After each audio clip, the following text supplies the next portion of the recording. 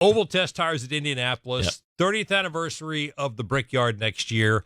It seems to be a pretty popular field that we're going back to the Oval next year. You believe that? Yeah, I think I'd be more surprised if they were back on the road course next year than if they run on the Oval. So I fully expect them to be on the Oval next year. And you asked if it was a good thing, and I think that, the question is, what do you want to get out of it? And I think you look at with this car, again, Indianapolis obviously is not a mile and a half, 2.5 mile track, but look at what the racing's been on the mile and a half tracks, and it's been better.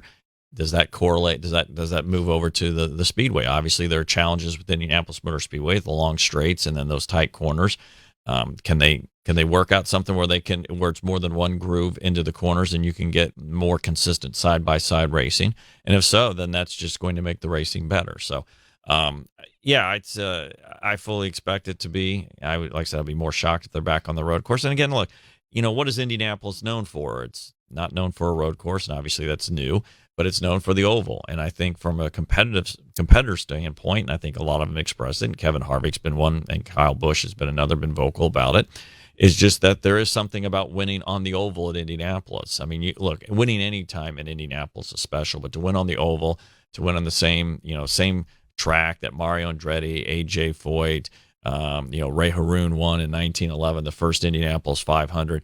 That's special, and I think that adds meaning. Again, now Michael McDowell is not gonna, he's not gonna hand his trophy back because it was the road course.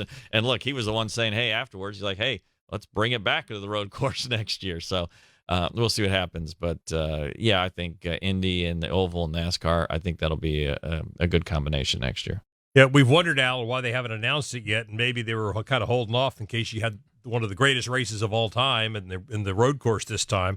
And, while it was an entertaining race, we all agree, it wasn't one of these races you sit there and go, gosh, we've got to have the road course back next year. You still feel like the Oval's coming back next year?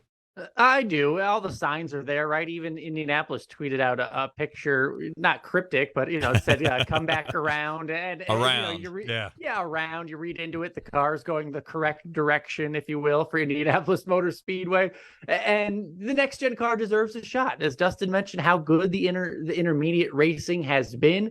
Maybe an unintended consequence of the next gen car, something they didn't really plan on, but it has been good. So why not give it a shot, bring it back to the prestige of the Brickyard 400. None of these races have been the Brickyard 400 on the road course. I love the idea of the Brickyard. It's one of the most significant races in my life. That first inaugural one, I remember, everything about them. Grew up a Rusty fan. Clearly I wanted him to win the Daytona 500, but it is those Brickyard 400s that meant the most to me when he lost them, because it's such an iconic place, and you deserve to be running on the Oval. The top series in the world, the top drivers in the world deserve to be racing on the Oval, and I want to see it happen. I want to see the next gen car on there, and I'm of the camp to be as crazy as possible in terms of do whatever you have to do to make that race awesome, right? To make it a show, put shark fins, put whatever, any splitter, any tire, whatever you have to do, make it a spec race. I don't care. I am of that camp. I want good racing and a good show at Indianapolis Motor Speedway because I think it deserves to be a good show. But just get them on there first. We'll work on the details later. And I think in the big... Wait a minute. You're an Indiana guy. Yes. Are you buying what Alan's offering here? Shark fins or whatever you got to do to make it entertaining? Make it IROC, make it spec, it whatever you got to do. Look, if you got to bring back what is it, the big tail on the back of was it the Plymouth that Richard Petty had back in the day? Sure. If that's what it takes, whatever you need. Exactly. I'm with Alan. You're not that much of a traditionalist, then, are you? Look, I mean, it's if I was a traditionalist, being from Indiana, I'd be like, hey, NASCAR shouldn't be on the Indianapolis Motor Speedway Oval, which back in 93 before the test had about 50,000 people. There were a number of people back there that at that time did not want stock cars because it was, the Indy cars were the only cars that raced at Indianapolis Motor Speedway. I was there for the inaugural Brickyard in 94, and it was an unbelievable atmosphere.